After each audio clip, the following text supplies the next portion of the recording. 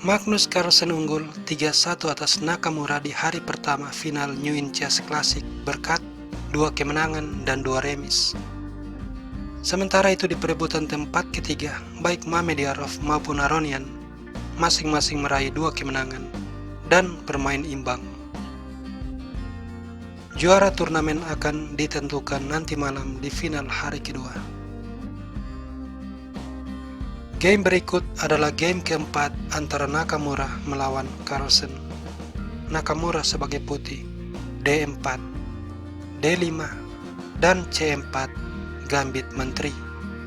Carlsen merespon C6 Slav defense, kuda F3, kuda F6, E3, dan gajah G4.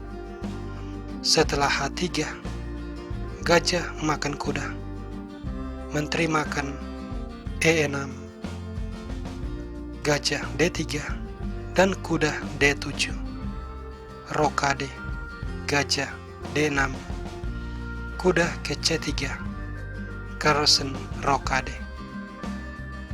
Benteng ke D1, sebuah shadowing, benteng E8, menteri E2, lalu Carlsen menghindarkan menteri ke E7, gajah D2.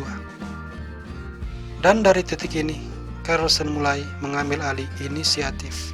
Pertama-tama, dia menukar pion, gajah makan, kemudian E5. Pion makan, menteri makan, mengancam skak, memprovokasi langkah G3, B5, gajah B3, A5, gajah C2, dan menteri E6. Carlsen punya pion mayoritas 3-2 di sayap menteri. Di saat yang sama, dia juga mengancam pion. Karena itu raja G2 mempertahankan pion, dan A4, A3, kuda E5. Gajah B1 bermaksud menyerang menteri sekaligus shadowing terhadap raja. Menteri mundur, dan gajah E1. Benteng D8 mengaktifkan seluruh perwira. Sementara itu, benteng menteri milik Nakamura masih diparkir. Gajah ke A2, kuda D7, menteri C2, gajah ke E5, benteng A C1, dan kuda ke C5. Kalau Nakamura berusaha mendapatkan pion dengan langkah kuda makan pion, mengancam kuda, dia akan kalah karena benteng makan benteng, benteng makan, lalu pion makan kuda, menang perwira.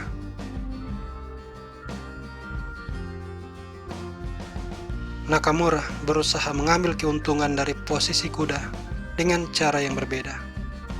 Kuda E2,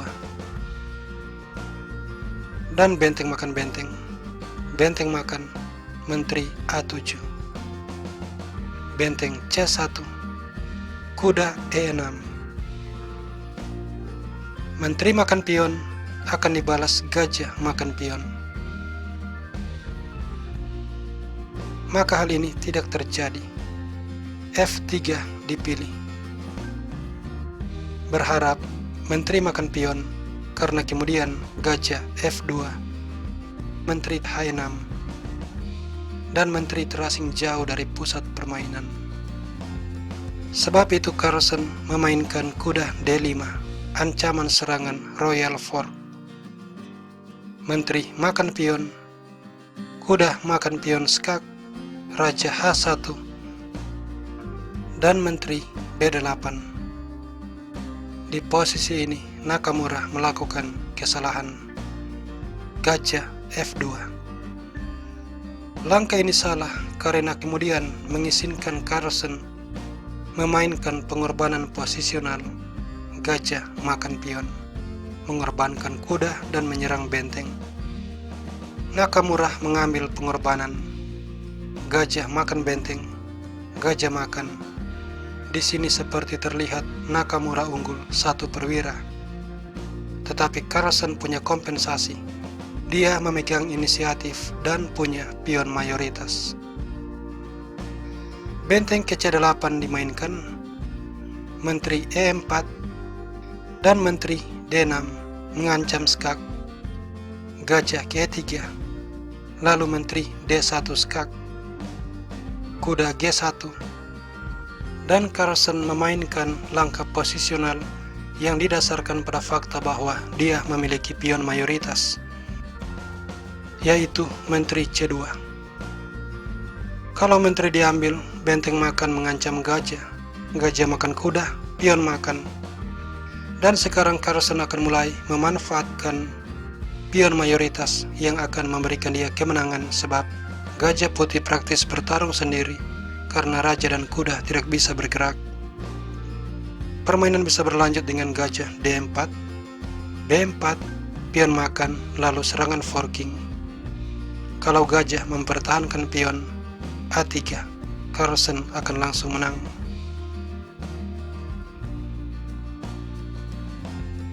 Itulah sebabnya Menteri D5 dimainkan, tetapi ini adalah sebuah blunder karena mengizinkan benteng D8 dan Nakamura menyerah.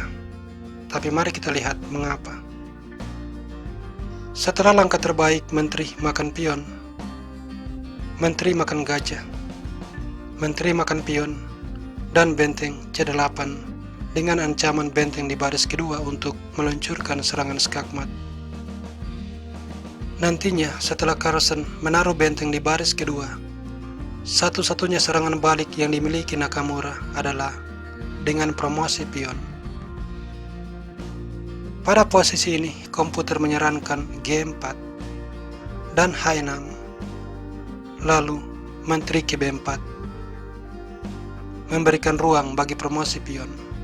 Ini juga sekaligus merupakan langkah defensif untuk mencegah skakmat. Benteng C2, ancaman skakmat, tapi langkah yang sudah dipersiapkan, Menteri B8 skak, Raja H7, Menteri D6, mempertahankan pion, juga tetap mempertahankan diri dari ancaman skakmat. Menteri B3, langkah yang sangat bagus, mengancam gajah, gajah A7. Dan tujuan sebenarnya dari Menteri ke B3 adalah benteng A2, mengancam pion. H4 memberikan ruang bagi kuda, tapi Menteri C2, ancaman skakmat, dan ini memaksa Menteri harus ke G3. Setelahnya benteng makan pion. Dan sampai di sini Nakamura praktis tidak punya serangan balik. Carlsen akan dengan mudah menghancurkannya karena dia punya benteng.